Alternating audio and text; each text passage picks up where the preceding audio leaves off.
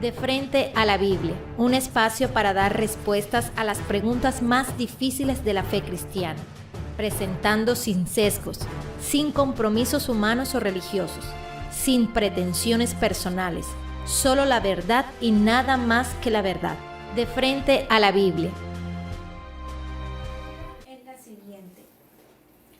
¿Por qué si Dios es un ser bueno, se caracteriza por ser un ser bueno, por ser compasivo, por ser amoroso, ¿por qué entonces vemos tanta maldad en el mundo? Porque vemos que Él de alguna manera permite que pasen tantas cosas malas. Esa es la pregunta que quedó. Okay. Esa es la pregunta. Si Dios es bueno, ¿por qué hay tanta maldad en el mundo? ¿Por qué pasan tantas cosas malas? Esa es la pregunta que por años, por siglos han tratado de dar respuesta. Filósofos como Aristóteles, como Platón han tratado de dar una respuesta lógica a ese interrogante. Y las respuestas lógicas que surgen a nivel teosófico y a nivel filosófico, pues siempre dejan a Dios de un lado de la balanza de manera inevitable. El asunto es este: si Dios realmente existe, que es lo que es la pregunta en el fondo, ¿sí? La pregunta no está preguntando, o sea, la pregunta realmente no se refiere a si Dios es bueno, ¿por qué lo permite? La pregunta va más allá. Es si Dios existe, no si Dios es bueno. Si Dios existe, ¿por qué permite la maldad? La pregunta entonces nace en la incógnita de la existencia de Dios. Y esta pregunta, o sea, la incógnita de la existencia de Dios, lleva entonces a dos premisas. La primera, que hacen parte de la teología: Dios es bueno. Y la segunda, Dios es omnipotente. Entonces, si Dios es bueno, que es donde se deriva esta, si Dios es bueno, ¿por qué permite tanto mal? Y la segunda, si Dios es omnipotente, ¿por qué no cambia el mal por el bien? La conclusión que llegan los filósofos desde siglos que han llegado es una: o Dios no es bueno y por eso hay tanta maldad en la tierra, y a Él no le importa, porque como Él no es bueno, a Él le da igual que el hombre sufra o que muera o que hayan plagas o que hayan enfermedades, pues a Él le da igual. O Él es bueno, pero no es omnipotente, porque a pesar de que es muy bueno, no tiene el poder suficiente para solucionar la maldad que hay en el mundo. Esos son los dos postulados que existen acerca de la existencia de Dios. Entonces, ¿a dónde va? Digamos, listo, Dios sí existe. Ok, existe. Es bueno y es omnipotente. Sí, así es bueno. ¿Y entonces por qué hay tanto mal? Y todo el mundo está bien. Entonces el filósofo dice: no tiene que ser bueno, tiene que ser malo. No, pero Él es bueno. Entonces no es omnipotente. Porque si fuera todopoderoso, entonces no habría mal en la tierra. No, pero también es todopoderoso y es bueno. La conclusión final es: entonces no existe. Si es omnipotente para hacer todas las cosas bien y es bueno para evitar que el mal pase, y ni la una ni la otra los vemos en acción, entonces la conclusión es que Dios no existe. ¿Qué dice la Biblia? Es la cuestión. ¿Qué dice la Biblia? Porque si Dios existe, estamos dando por hecho de que Dios existe.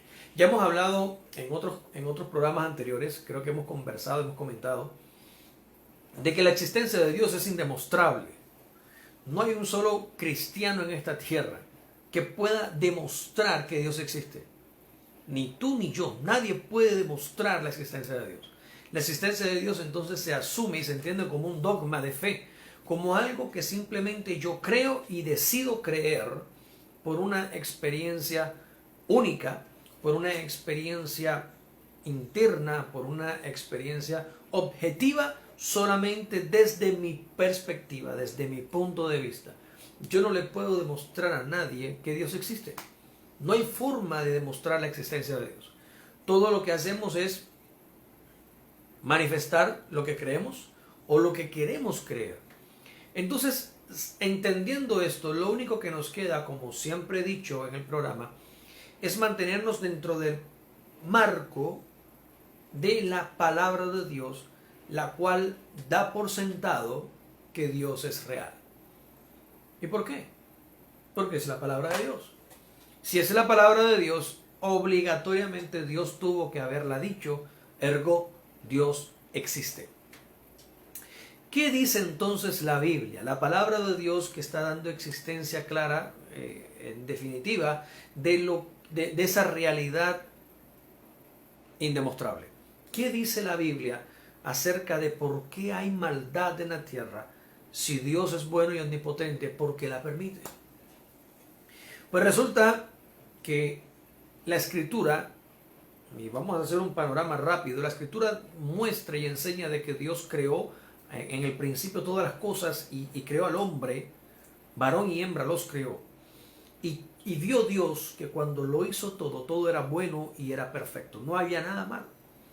Sin embargo, el hombre decidió irse lejos de la voluntad de Dios.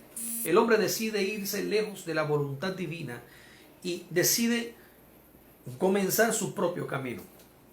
Ese camino lo lleva lejos de Dios y por consiguiente lo lleva a la muerte y lo lleva al mal y lo lleva a hacer las cosas que no debe hacer. En el capítulo 6 de Génesis, muy temprana edad de la creación del hombre, en el capítulo 6 de Génesis, Dios, según dice la palabra, llegó un momento en el que dijo: no contenderá mi espíritu con el hombre para siempre, porque ciertamente él es carne y yo soy espíritu. Vamos a leerlo, por favor. Génesis capítulo 6, verso 3. Y dijo Adonai Elohim: no permanecerá mi espíritu con estos hombres para siempre, porque son carne. Sus días serán 120 años. Algunas versiones dicen no contenderá, es decir, no estaré persiguiéndolos, no los estaré redarguyéndolos constantemente para que hagan, porque ellos, su pensamiento es de continuo solamente el mal. Esta traducción que tenemos aquí, la que acabamos de leer de la Biblia textual, está mostrando una realidad que generalmente no captamos, y es que Dios está poniendo fin a la vida en la tierra, recortando la longevidad del hombre por causa de su maldad. Y por eso no estará mi espíritu con él para siempre. ¿Sí? No le daré vida para siempre, porque siempre está pensando lo malo. Entonces, Dios ya había determinado alejarse de la humanidad por causa de su maldad y por causa de la dureza del corazón del hombre. Entonces, más adelante, Dios llama a Israel y a esta nación le entrega un conjunto de normas, de decretos y de leyes para hacer de Israel un pueblo ejemplar a todo el mundo, para que vieran cómo es una nación que es gobernada y regida por los principios divinos, a lo que Israel eventualmente se negó. Israel no quiso seguir las palabras de Dios. Israel quiso alejarse voluntariamente de las palabras de Dios y comenzar a creer en la mentira. Vamos a mirar qué dice, por favor, Jeremías capítulo 8, verso 8. Entonces vamos a ver cómo aún el sacerdocio y aún las personas que se suponía y se esperaban que hicieran lo bueno que Dios determinó para la humanidad y que hicieran lo bueno que Dios en su magnífico poder determinó que hicieran, prefirieron hacer lo suyo propio. Jeremías capítulo 8, verso 8, ¿qué dice? ¿Cómo podéis decir, somos sabios, la ley de Yahvé está con nosotros? La pluma engañosa del escriba la ha convertido en mentira. Entonces aquí Jeremías está denunciando abiertamente de que los escribas y los maestros de Israel estaban desde ese momento, desde entonces, desde que Jeremías fue escrito, estaban cambiando la voluntad de Dios escrita en la palabra por sus mentiras y por lo que ellos querían. Entonces, el hombre, en definitiva, si este pueblo, que era el que Dios había escogido para que fuera ejemplo, estaba haciendo lo malo por voluntad propia, por fuera de los principios divinos, ahora imaginémonos el resto de la humanidad. ¿Cuál sería su comportamiento? ¿Cuál sería la forma en la que el resto de las naciones estaba llevando su vida? La respuesta es lógica, el mal. Estaban viciados para hacer solamente lo malo, para andar siempre detrás de las cosas malas, como desde el principio de la historia. Entonces Dios, según enseña la Escritura, Dios determinó dejarlos solos, dejarlos a su voluntad, dejar a la humanidad a su albedrío, a lo que quisieran hacer. Dios entrega su palabra, entrega su ley para que aquel que oiga y crea le permita a Dios transformar y cambiar su vida, y que entonces comiencen a suceder las cosas buenas que Dios quiere. Finalmente, hace 2000 años, el mismo Dios se hace carne y viene a la tierra para mostrarle a Israel cómo debía hacerlo, para mostrarle a Israel cómo era obedecer al Padre. ¿Y qué hicieron? Lo mataron. ¿No les interesó?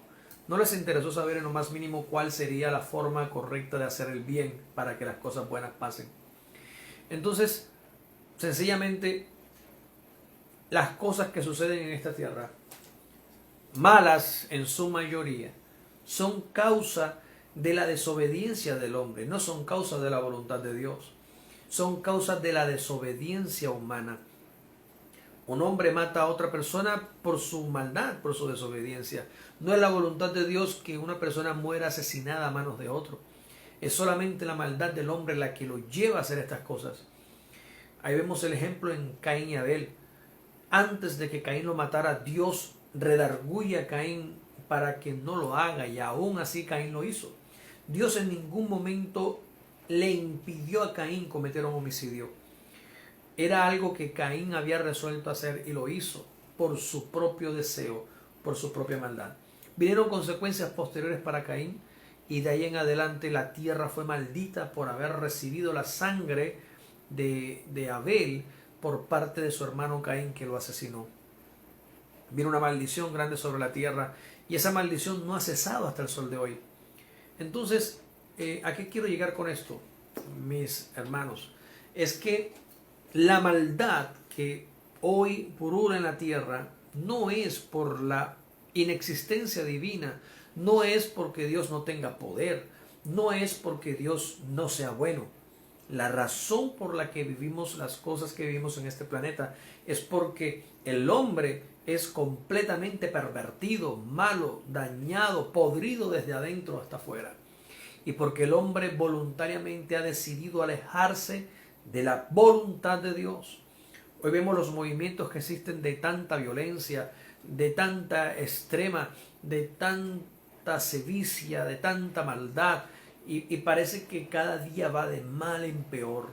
¿Dónde está Dios? Pues Dios está donde siempre ha estado, en su trono. ¿Qué hace Dios para evitar esto? Nada, Él no está haciendo nada para evitarlo, porque todo esto tiene que pasar para que Dios pueda un día entonces derramar su ira sobre todos aquellos que voluntariamente quisieron hacer lo malo y no seguir a Cristo. Por eso, hace 2000 años envió a su Hijo para que todos nosotros que somos y hacemos parte de ese conglomerado de personas que siempre estamos pensando de continuo solamente el mal, tuviéramos una esperanza en la obra redentora de Jesús en la cruz del Calvario. De modo que no importa quién quiera yo sea, ni lo que haya hecho, si yo vengo a los pies de Cristo esta noche y me arrepiento de corazón de toda mi maldad y lo busco con sinceridad, toda esa maldad y todo ese pecado acumulado en mi vida será perdonado por la gracia redentora de Cristo Jesús. Una vez hecho esto, entonces las cosas malas seguirán pasando a mi alrededor. La única diferencia es que ahora yo estaré con mi fe y mi garantía de salvación puesta en Cristo Jesús hasta el final. ¿Cuándo desaparecerá la maldad? La Biblia dice que la maldad desaparecerá cuando este cielo y esta tierra pasen y sean mudados, y entonces Dios haga un cielo nuevo y una tierra nueva, y enjugue toda lágrima de todo rostro, y Él sea entonces para todos el sol de la justicia, y Él habite en medio de nosotros para siempre. Esa es la promesa, y es el momento en el que la maldad desaparecerá y en donde todos dejaremos de creer en Dios y comenzaremos a verlo realmente cara a cara. Cuando eso pase, la fe no será necesaria. Cuando finalmente Dios se manifieste, yo no necesitaré creer en Él, porque tendré ahora la certeza plena de que Él existe. Hoy necesito creer. Hoy necesito confiar en el que no he visto. Hoy necesito creer en el que no sé dónde está. Hoy necesito creer en un Dios que es invisible, que es intocable, que solamente lo puedo percibir a través de mi fe.